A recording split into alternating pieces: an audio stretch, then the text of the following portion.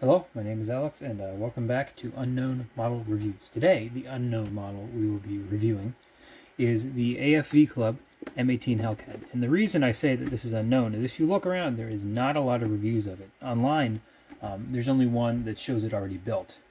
And on YouTube, there's one Russian, I believe, YouTuber who has made one. So I just wanted to add another review to elaborate on a couple things that I think aren't covered in any of these online. So, we'll start with sort of the bullet points on here. Open top turret. Pretty much all of these are fairly true, except for this one, workable suspension. I'll get to that later. That's a bit of a, it's not exactly a lie, but it's potentially not translated the greatest. So we're going to start with the lower hull and the tracks. So you can see this hull is fairly detailed, has some interior detail.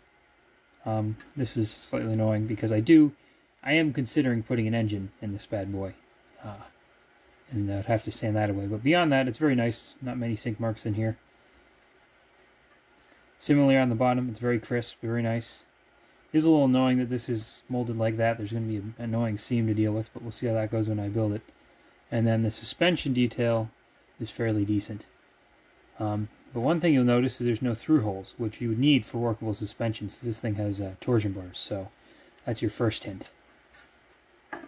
And as far as the tracks go, these look alright for rubber bands. AFV Club always does decent rubber bands for the American stuff, I've found. Yeah, the only tracks of theirs I didn't like were some ones made for a T-34, which were just kind of awful. But these seem to have come out pretty good. They're very fine and all that. Next, I'm going to move on to the turret sprue.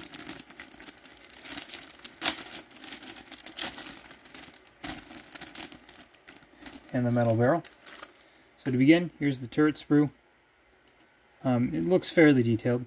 I've heard that this area here, which is sort of a cubby hole, is not exactly accurate, but to me it looks good enough. You can see some of the very nicely molded parts for the working recoil mechanism and some very nice shells.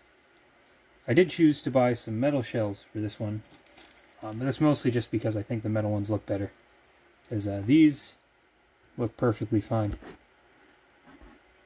If it'll focus. There we go. And the muzzle brake is two-part, but it looks quite nice for that. Very nice molding overall. The turret is standard sort of two-half affair, but it's got some nice features, like I don't know if you can see it, but there's teeth in here. I've already built the Academy one, and to me this already looks a lot better in a couple of ways. Primarily sort of in the surface detail, and also I was really hoping for that working suspension, although I mean what it gives is semi-working, but it does also have the added benefit over the Academy kit, and to an extent the Tamiya one, of having an included metal barrel and the spring. And while some people may say that this kind of thing is a childish feature, it is not necessarily the greatest, I disagree. I like that kind of thing. I think it's sort of fun. And then this sort of is a standard AFV Club sprue with a whole bunch of attachment points. The 50 cal, which unfortunately does not have a hollow end, so I'm probably going to have to either drill that out or replace it. And some fairly good looking tools. Pretty standard. Now you're going to take that one out. And then here is the suspension sprue. And you can see it's pretty standard. This is a part of the idler, which is not molded quite as nicely as the Tamiya one, but to me still seems okay. That's another part. I love how fine these details appear too, especially like the holes here, the guards, that kind of thing.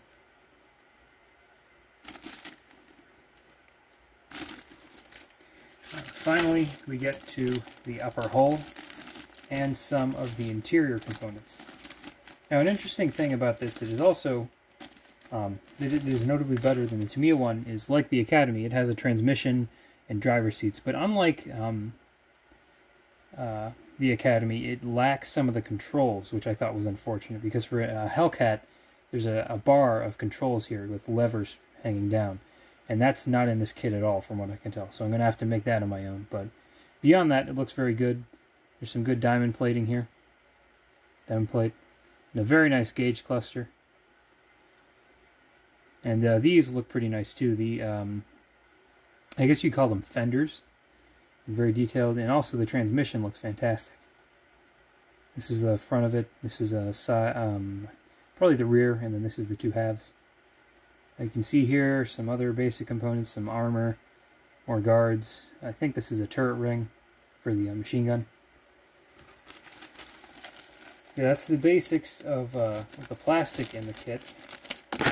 Now I'll briefly cover some of the extra stuff. The decals, which I'm going to need to open.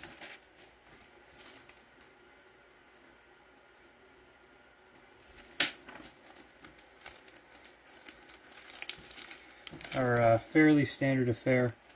I can say AFV Club decals are alright. I've had a decent experience with it. I've built their T-34. Oh, that's not a good sound. This kit is also, I think, kind of old, but I can't really tell. Unfortunately, it looks like there's no decals for the gauge cluster. You can't really see it, but there's a bunch of stars and a ton of white stuff here. So an above average amount of decals, which I think is probably going to make for a nicer kit, although I certainly wish I had some masks for this one. Because before I had purchased an upgrade set for an M10 for the Academy M10, and it came with masks, which I was surprised because I just didn't think they made that for armor. Alright, and then briefly to glance through the instructions. Now this is where this whole workable suspension thing falls apart, because you see these main suspension arms just get glued straight in, but where the part that they claim is workable is, if I can find it, this here. The tensioning system is workable, I think. I can't be sure, but it says no glue when you stick it in, and so I can only assume that's what they mean. I might try by hand at making this workable at some point, maybe with 3D printing, but for now, I'm just going to have to leave it, because as it sits on my stash.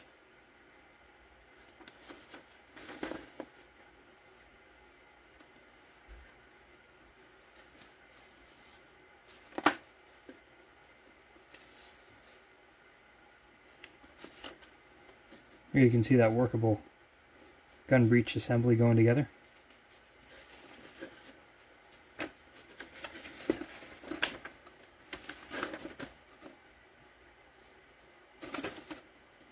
Stretch sprue, the 50 cal ring.